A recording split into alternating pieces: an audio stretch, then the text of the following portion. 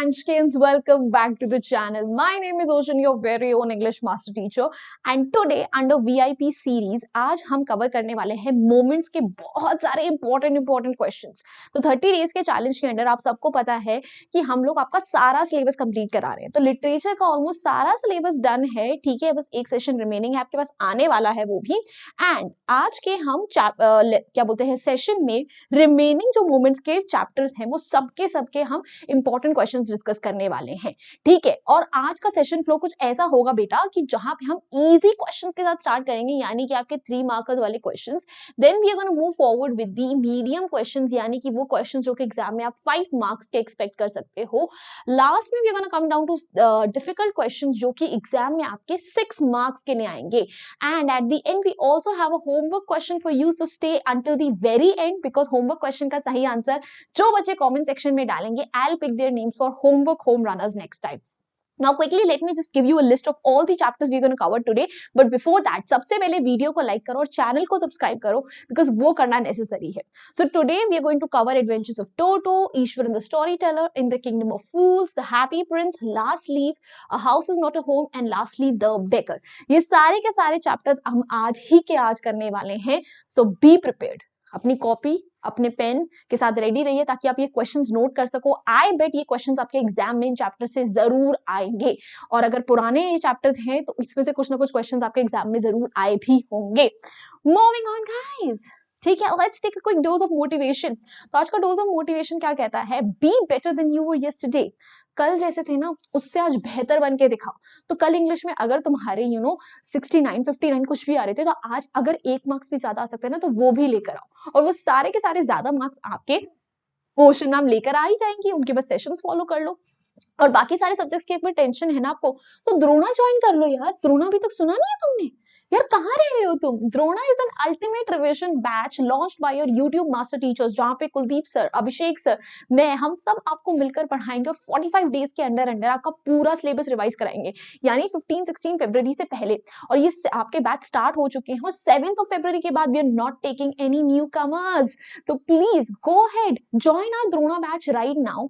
The price point is also very amazing. 6000 का आपको batch ना 3000 में मिल रहा है, just in half the price. Why? Because आप ओशन मैम का OT प्रो कोड लगाओगे, वहां पे बहुत सारे मजे करेंगे, क्विजेस करेंगे, और बहुत अच्छे अच्छे क्वेश्चंस भी सॉल्व करेंगे। उसके अलावा गाइज आपके लिए मुफ्त हम टेस्ट सीरीज भी लेकर आए हैं। हाँ जी, क्लास 9th के लिए हर सब्जेक्ट के 3-3 sample papers with answer keys हम आपको प्रोवाइड कर रहे हैं for free of cost as per latest CBSE marking scheme and syllabus. So what are you waiting for?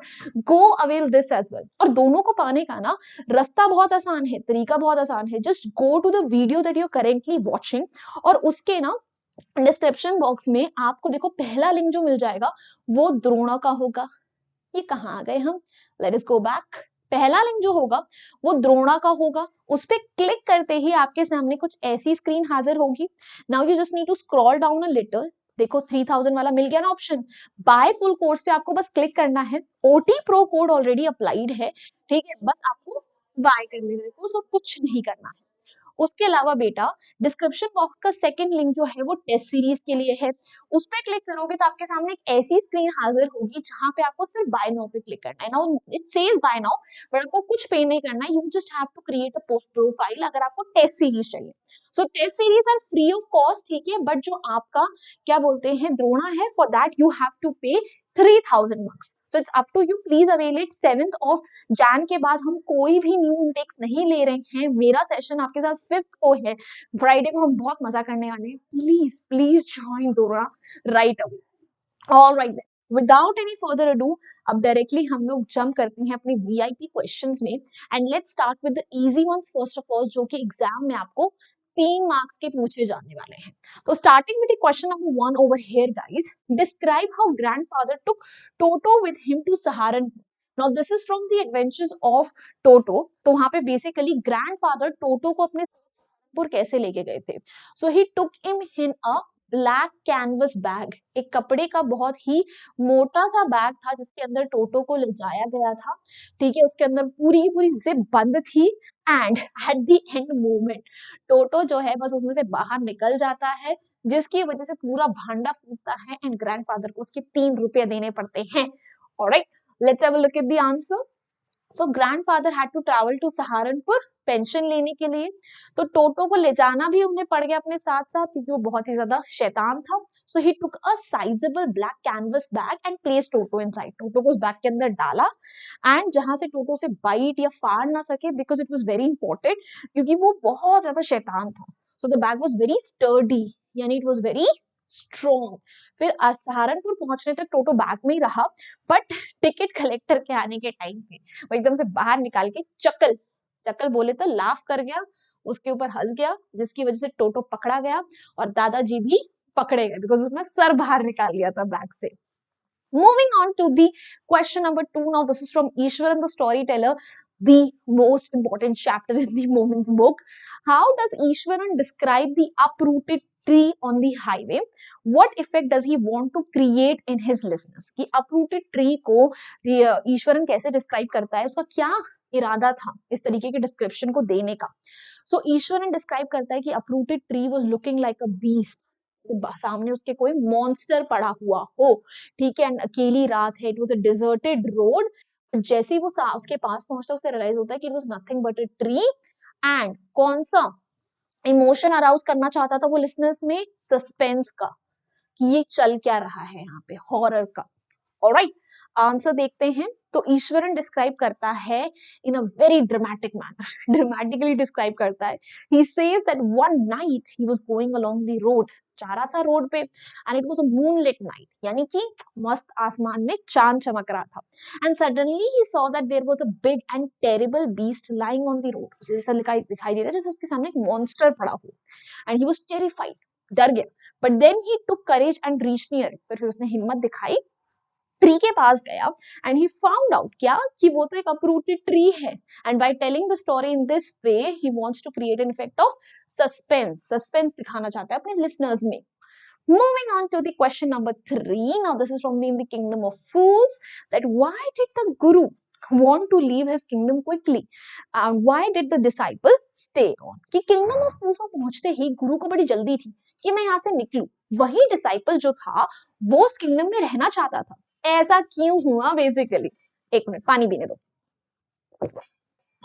तो किंगडम से गुरु इसलिए जाना चाहता था because he realise that it was a kingdom of foods, because वहां पे हर चीज एक डूडू की है, लोग दिन में सो रहे हैं।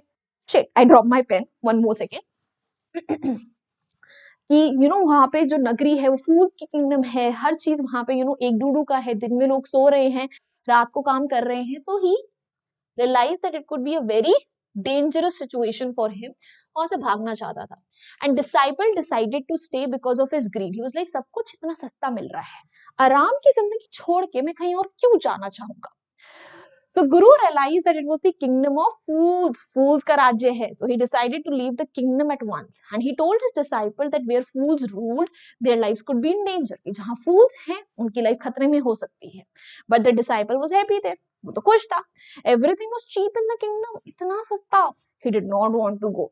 So the Guru left the kingdom and the disciple stayed on for the sake of cheap food. तो गुरु तो चले गए, बट डिसाइपल जी जो खाना था, सस्ते खाने के चक्कर में रुक गए, जिसकी वजह से उनकी जान पर बनाई थी। Moving on to the question number 4 now, why do courtiers, courtiers होता है बेटा आपके ministers, call the prince the happy prince? Is he really happy? What does he see all around him? तो हैप्पी प्रिंस को happy prince क्यों बोला जाता था?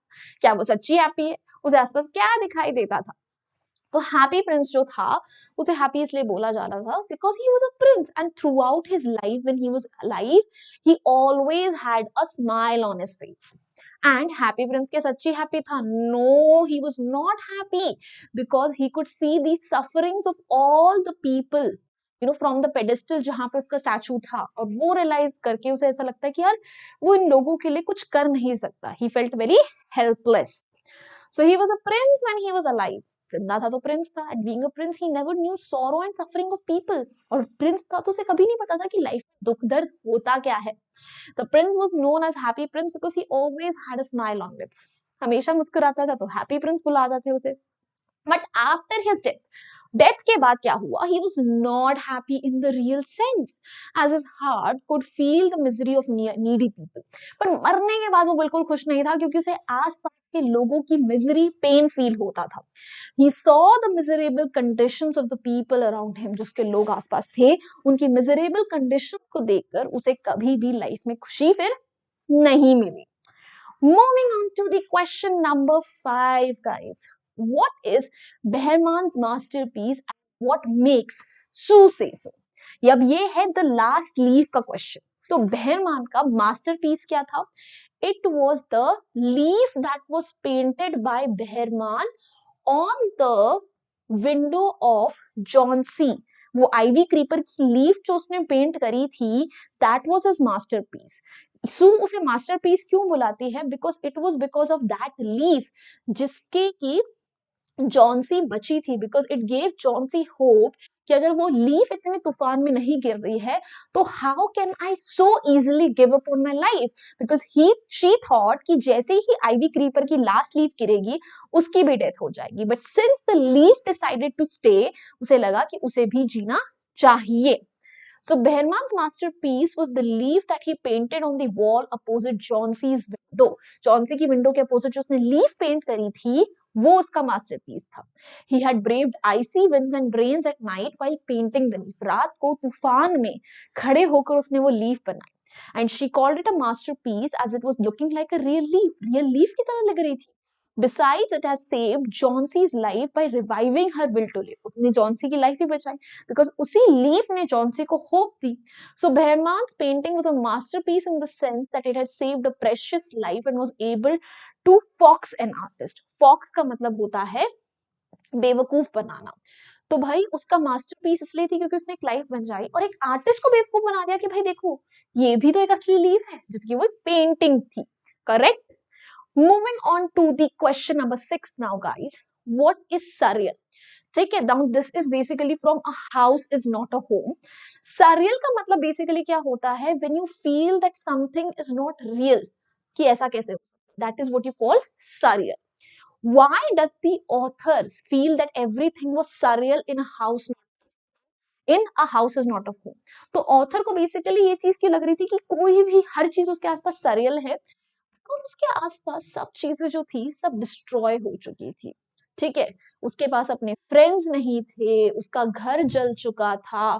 ठीक है, उसके पास उसकी कैट नहीं थी and all because of all of that he was feeling very depressed. He said ऐसा लग रहा था कि सब कुछ सरियल है, कि ये सब कुछ एक नाइटमेयर है जो मेरे आसपास चल रहा है. तो surreal means something that is strange और अनरियल, जो आपको लगता है कि ये बहुत ही अजीब है, रियल नहीं है. And author felt that everything was surreal because too many unfortunate things had happened to him. उसके साथ बहुत गलत हो चुका था. His house was burnt, cat was lost, mother was left with no money and he had no books, clothes and uniform. कि उसके पास अपने फ्रेंड्स नहीं, उसकी कैट चली गई, उसका घर जल गया, उसकी मम्मी के पास पैसे नहीं है, उसके पास स्कूल यूनिफॉर्म, बुक्स वगैरह नहीं है. His secure zone had been ripped away suddenly and the changes were too much and too many for him to handle. उसके साथ उसको जो भी चीज एक सिक्योरिटी का सेंस देती थी सब कुछ छिन गया था, तो वो चीजों के लिए एक्सेप्टेंस नहीं ला पा रहा था. Moving on to the question number 7. Now this is from the chapter The Beggar. How did Olga treat Lushkov in the beginning? Why did she do this? Olga जो है लश्कोव के साथ स्टार्टिंग में कैसे ट्रीटमेंट करती है? वो उसे रिब्यूक करती है, डांटती है. ठीक है, उसे क्रिटिसाइज करती है, उसके लिए सिंपैथी दिखाती है, उसके लिए रोती है. ठीक है, उसके लिए सारा काम करती है कि लश्कोव को पैसे मिल सके. वो इसलिए ये सब कुछ क्यों करती है? ताकि लश्कोव रिफॉर्म हो, चेंज हो, उसे रियलाइज हो कि वो अपनी लाइफ में गलत पाथ पर चल रहा है, अपनी जिंदगी को सुधारे, अल्कोहल. तो इन द बिगिनिंग ऑल्गा ट्रीटेड लश्कोव कैरलेसली, यानी बहुत ही रूडली, बुरे तरीके से. She called him a drunkard, उसे पियक्कड़ बुलाती है, रिब्यूक करती है, डांटती है, उसके साथ बैठ के उसके लिए सैड होती है, उसके लिए रोती है, वेप्ट. ठीक है, then she chopped wood for him, उसके लिए वुड्स काटती है, और उस ये सब कुछ इसलिए करती है बिकॉज उसके लिए पिटी, दया थी उसके, उसे दया आती थी उस लश्कोव को देखकर कि उसके साथ कितना बुरा हो रहा है. And she wanted to put him on the right path. वो चाहती थी कि जो लश्कोव है वो अपनी जिंदगी में सुधर जाए, एक सही राह पे चलना स्टार्ट कर दे. Moving on to the 8th question now. The beggar was a liar. What two lies did he tell Sergei? beggar जो था वो तो एक झूठा था। सरगाई को क्या झूठ बोलता है? वो सबसे पहले झूठ बोलता है कि मैं तो एक स्टूडेंट हूँ और मुझे जो है एक्सपेल कर दिया गया। दूसरा झूठ बोलता है कि मैं एक टीचर हूँ और मेरे खिलाफ बहुत गंदे गंदे रूमर्स फैलाए गए जिसकी वजह से मेरी नौकरी चली गई, तो मेरे पास रहने का जरिया नहीं है। So beggar Sergei को जब पहली बार मिलता है, when he met for the first time, he told him that he was a student and had been expelled from the college. Student है, कॉलेज से निकाल दिया गया है। दूसरी बार जब मिलता है तो he told him that he had been offered a position in Kaluga. कलुगा में उसे एक पोजीशन मिली है, वो एक स्कूल टीचर था, ठीक है, जिसे निकाल दिया गया था रूमर्स की वजह से, but now he had no money और फेयर टू गो देयर, ठीक है, कि उसके पास पैसा नहीं है, वो कहाँ से वहां पे जाएगा, ठीक है। तो ये दो झूठ बेसिकली वो से बोलता है, remember it. Now we are moving on to medium type questions, यानी कि आपके 5 मार्क्स के एक्सट्रैक्ट बेस्ड क्वेश्चंस जो कि एग्जाम से अब आपसे पूछे जा सकते हैं। So we are already done with the short question answers. Wow, we are so quick ना, एंड आई होप उतनी ही क्विकली आपने वीडियो को लाइक भी करा है, चैनल को भी सब्सक्राइब करा है, वो बहुत जरूरी है, correct. So let's move on to the extract based questions now. The first extract is from the adventures of Toto. Let's read what does it say. His presence in the house still a secret. He was now transferred to a big cage in the servants' quarters where a number of grandfather's pets lived very sociably together. Tortoise, pair of rabbits, tame squirrel, and for a while my pet goat. But the monkey wouldn't allow any of his companions to sleep at night. So grandfather, who had to leave Dehradun next day to collect his pension in Saharanpur, decided to take him along. Basically Toto जो है initially जब उसे grand mother से छुपाया जा रहा था तो उसे सर्वेंट क्वार्टर में डाला गया जहाँ पे और जानवर भी थे, बट टोटो उन सब जानवरों को परेशान करता था। तो ग्रैंडपा जब सहारनपुर जा रहे थे अपनी पेंशन लेने तो वो टोटो को भी साथ ले गए। Let's have a look at the questions. Who does he refer to in the extract? He के लिए हम कौन किसकी बात कर रहे हैं? His presence in the house is secret, तो he basically refers to Toto the monkey. And list all the pets that grandfather has. Grandfather के पास कौन से pets हैं? Oh, sorry, आंसर दिखा दिया, oopsie. Okay, so he had a tortoise, pair of rabbits, squirrel, goat. ये सारे pets आप अपने extract से ही देख सकते। फिर who did not let other animals sleep? बाकी animals को कौन नहीं सोने देता था? Duh, Toto. What made the grandfather take Toto along with him? Grandfather को Toto को अपने साथ क्यों ले जाना पड़ा? Because he wouldn't allow any of his companions to sleep at him. वो किसी को भी रात को सोने नहीं देता था, तंग करता था, इसलिए उन्हें ले जाना पड़ा। Now find a word from the given extract that means the same as domesticated. Extract में ऐसा कौन सा word है जिसका मतलब है domesticated? It's easy बेटा, basically tame. Tame is the word means domesticated. Answers देखते हैं हम सारे के सारे. So he referred to Toto. Grandfather had tortoise, 2 rabbits, squirrel, goat, and monkey. Toto did not let other animals sleep. Toto's nuisance, shaitania, mischiefs, his problematic nature, and not letting other people sleep made grandfather take Toto with him. इतना शैतान था, इतना तंग करता था, किसी को सोने नहीं देता था, तो ग्रैंडफादर साथ ही ले गए। And time means domesticated. सारे के सारे का आंसर सही है। अरे हम तो हम है ना फिर। चलिए एक्सट्रैक्ट नंबर 2 देखते हैं। Now this is from the last leaf. She talked about clothes and fashion, but Johnsy did not respond. Johnsy continued to lie on her bed. She brought her drawing board into Johnsy's room and started painting. Now this is the part वहां जहां पर सू जो है Johnsy का mood थोड़ा सा uplift कर रही है, उससे फैशन वगैरह की बातें करती है, वहीं पर ड्राइंग करती है ताकि जॉन्सी का मन लगा रहे। So who is referred as she in the extract? She कौन है extract में? She talked about clothes and fashions. She is Sue. Why did she talk about clothes and fashion? वो clothes and fashion की बात क्यों करती है? To uplift Johnsy, to distract Johnsy, ताकि वो थोड़ा सा उसका मन और लगे, वो बीमारी को लेकर बहुत ओवरथिंक कर रही थी। Why did Johnsy continue to lie still on her bed? Johnsy जो है वो अपने बेड पे चुपचाप क्यों लेटी हुई थी? Because she was sick and she was very demotivated. वो बहुत sick थी, बीमार थी, उसके अंदर कोई मोटिवेशन नहीं थी, तो वो इसलिए बेड पर थी।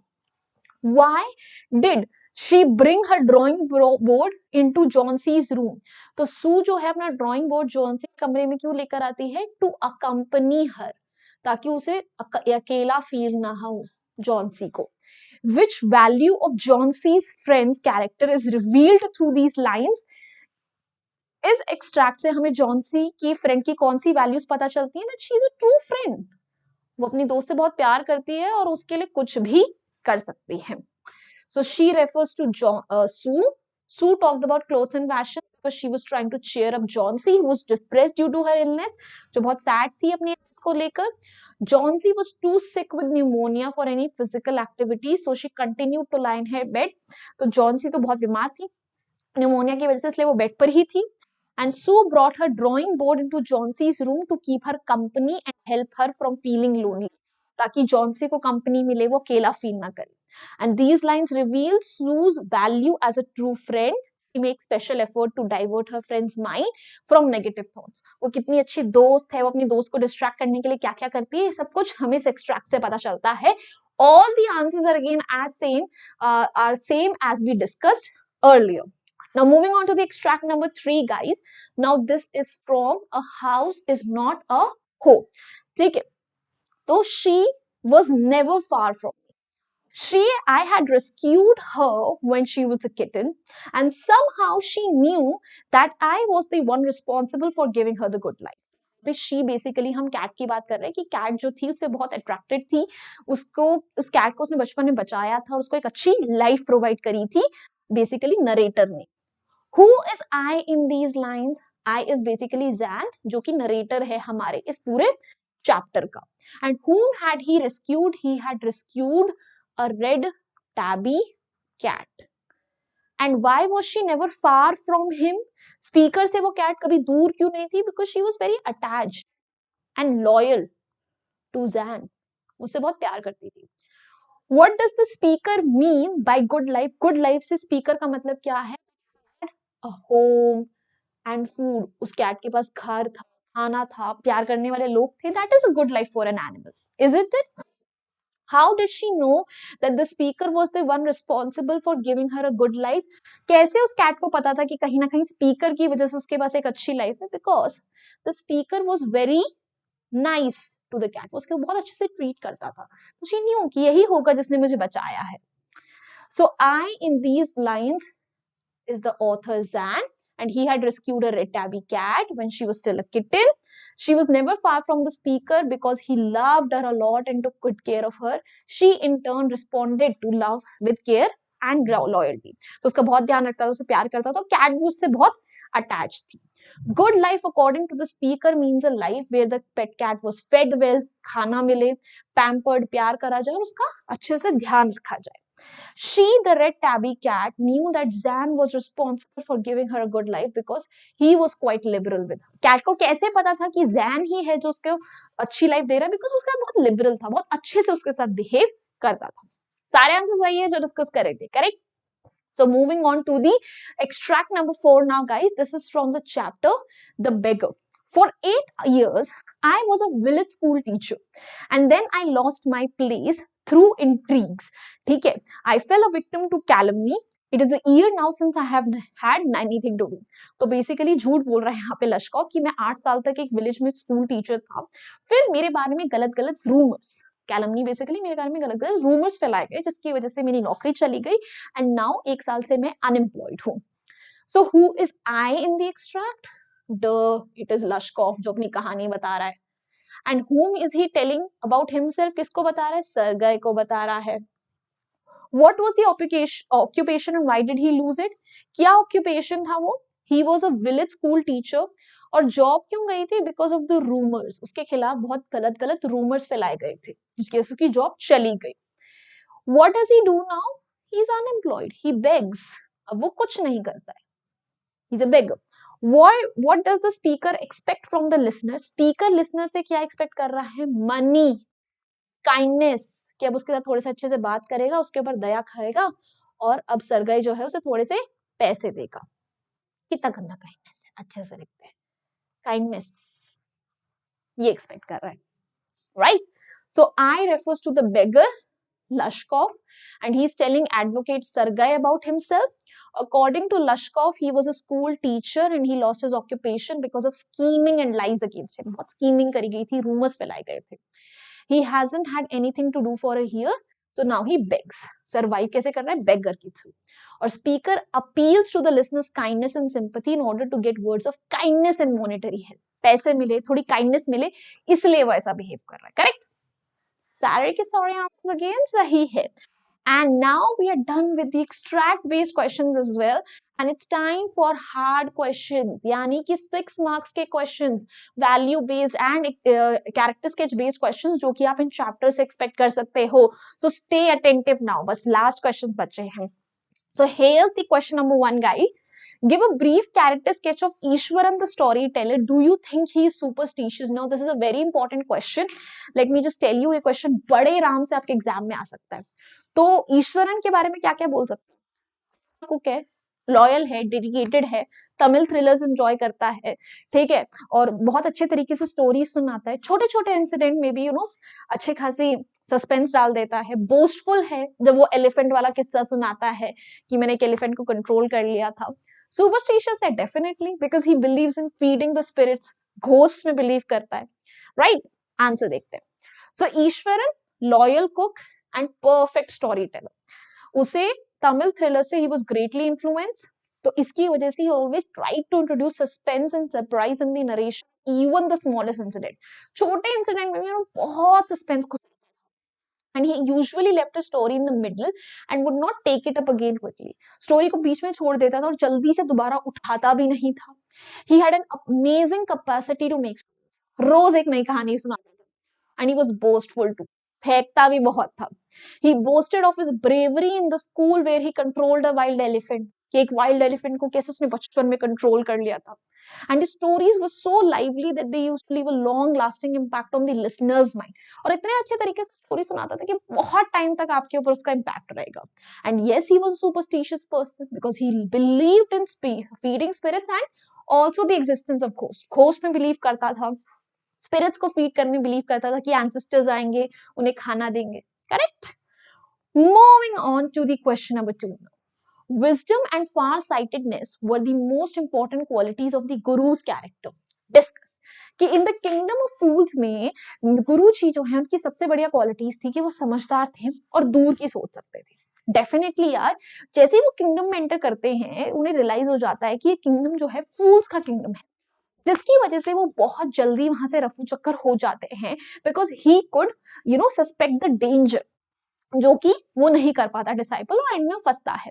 और बाद में जब उनका डिसाइपल फंसता है तो अपनी विजडम की वजह से बहुत चालाकी से वो एक अच्छा सा प्लान भी डिवाइस कर लेते हैं, जिसकी वजह से वो डिसाइपल को भी बचा लेते हैं और उस किंगडम ऑफ फूल्स में से उस फुलिश किंग और मिनिस्टर को भी हटा देते हैं. सो उनकी विजडम और उनकी फार साइटेडनेस जो है उनकी सबसे बढ़िया क्वालिटीज थी. So by saving his disciples' life and eventually becoming the ruler of the kingdom of fools, the Guru exhibited the positive value of wisdom. कि जिस तरीके से उन्होंने अपने डिसाइपल की लाइफ बचाई, ठीक है, उस राजा को मारा, इससे उनका विजडम पता चलता है. He managed to solve even the most difficult problem only because he was wise enough to stay calm during the moments of crisis. ठीक है, डिसाइपल कितनी मुश्किल में था बट स्टिल वो काम रहे, तो अपनी होशियारी से उन्होंने उसका भी हल निकाल लिया.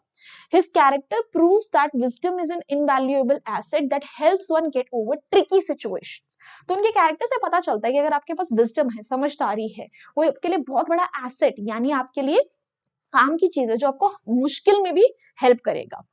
Being a much traveled and learned man, ठीक है, बहुत ट्रैवल करा था, बहुत एजुकेशन थी, learned थे. He was quick to perceive that the kingdom of fools was being misruled and the follies यानी बेवकूफी of the king could not continue for long. कि उन्होंने बहुत जल्दी पता लगा लिया था कि यहाँ पर इस राज्य का राजा बहुत बेवकूफ है और इसकी बेवकूफी की वजह से बहुत बड़ी मुसीबत आएगी. The dangers sensed by him came true when his disciple was caught and condemned to be executed simply because he was fat and his neck could fit the stake. और वो चीज सब सही पता चली जब डिसाइपल फंसता है और उसको मारा क्यों जा रहा है, क्योंकि उसका गला मोटा है. The wise guru made a clever plan not only to save his disciple's life but also to get rid of the foolish king and silly minister. Thus wisdom triumphed over foolish and unbridled. Uncontrolled होता है इसका मतलब, bridled का मतलब unbridled का मतलब. तो अब क्या करते हैं, अपनी समझदारी की वजह से वो अपने डिसाइपल को भी बचा लेते हैं। कैसा प्लान लाते हैं जिससे फुलिश किंग का भी खात्मा हो जाता है, तो उनकी विजडम की जो है उस फुलिशनेस पर जीत हासिल करती है। Last one question. Now, this is from the Happy Prince. The little swallow was a noble, or as noble, yani kind as Happy Prince. Describe how the swallow played an important role in helping Happy Prince to carry out his noble deeds. कि जो swallow था वो भी happy Prince की तरह बहुत kind था, तो हमें बताना है कि उसने कैसे हेल्प करी हैप्पी प्रिंस की। देखो इनिशियली जो है वो अपना इजिप्ट जाने का पूरा ट्रैवल प्लान रोक देता है ताकि हैप्पी प्रिंस की हेल्प कर सके। थोड़ा सा उसके लिए कन्विंस होना लगता है, बट बाद में वो उसकी भी हेल्प करता है। जो वो थी सीमस्ट्रेस थी, उसके बेटे के ऊपर पंखा करता है ताकि उसे अच्छा लगे। प्ले राइट की हेल्प करता है, मैजिकल की हेल्प करता है, पूरी जगहों में धीरे धीरे घूमता है और हैप्पी प्रिंस को बताता है कौन कौन परेशान है। लास्ट में जब हैप्पी प्रिंस ब्लाइंड हो जाता है तो उसको छोड़ के नहीं जाता, चाहे ठंड में ही उसे क्यों ना मरना पड़े, ठिठुरना पड़े, वो उसका एंड तक साथ देता है। तो he was definitely a good help and he was loyal to him and he was also very kind at heart. So undoubtedly, Swallow was a kind bird, बहुत kind था. He wanted to go to Egypt with his friends. At first, when he rested between the feet of the happy prince, he had no feeling of helping. तो पहले तो Egypt जाना चाहता था, और जब हैप्पी प्रिंस क्या इनिशियली रुकता है तो उसकी हेल्प करने का भी उसका कोई इरादा नहीं था. His quality became obvious when he noticed tears in his eyes on seeing the happy prince's heart aching. हमें पता चलता है कि वो दिल का बहुत अच्छा है जब उसके अंदर भी कुछ हिल गया, इमोशनल हो गया जब उसने हैप्पी प्रिंस को रोते हुए देखा। He discharged his duty with full loyalty and obedience. Discharge यानी complete, उसने अपनी पूरी ड्यूटी ओबीडियंस के साथ फॉलो करी, अच्छे से फॉलो करी, सबकी हेल्प करी। When he started living with the prince, he became more sympathetic towards others. Prince के साथ रहते हुए उसके अंदर भी लोगों के लिए एक sympathy. He had a deep sense of service. लोगों की हेल्प करता था।